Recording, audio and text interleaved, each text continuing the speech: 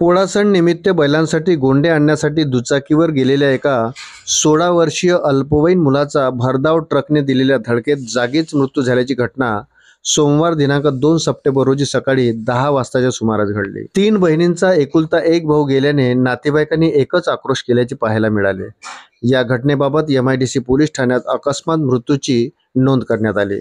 वृत्त सविस्तर जाणून घेण्याकरता चॅनलला सबस्क्राइब जरूर करा। पवन गोपाल सूर्यवंशी वय 16 राहणार वसंतवाडी तालुका जळगाव असे मयत झालेल्या मुलाचे नाव आहे। याबाबत अधिक माहिती अशी की जळगाव तालुक्यातील वसंतवाडी गावात पवन गोपाल सूर्यवंशी हा मुलगा आपल्या आई वडिलांसह वास्तव्याला होता। सध्या तो विटनेर येथील शाळेत 10व्या वर्गात शिकत होता। त्याचे आई वडील शेती करून उदरनिर्वाह करतात। पोळ्यानिमित्त त्याच्या बैलाची तयारी सुरू होती, त्यामुळे पवन सूर्यवंशी हा बैलासाठी कासरा व गोंडे आणण्यासाठी गावातील अल्ताफ तडवी याच्यासोबत सोमवार दिनांक 2 सप्टेंबर रोजी सकाळी दुचाकीने वावदडा येथे गेले। बैलांसाठी नवीन सामान खरेदी केल्यानंतर सकाळी 10 वाजता परत येत असताना वाडवडा ते जळके रस्त्यावर भरधाव ट्रकने त्याच्या दुचाकीला जोरदार धडक दिली।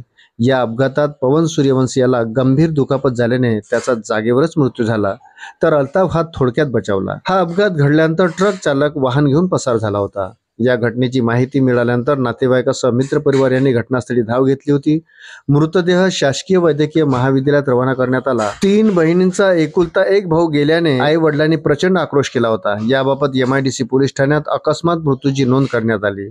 मयताच्या पश्चात आई रूपाला, वडील गोपाल त्र्यंबक सूर्यवंशी आणि 3 विवाहित बहिणी असा परिवार आहे। या घटनेमुळे वसंतवाडी गावात शोककळा पसरली आहे।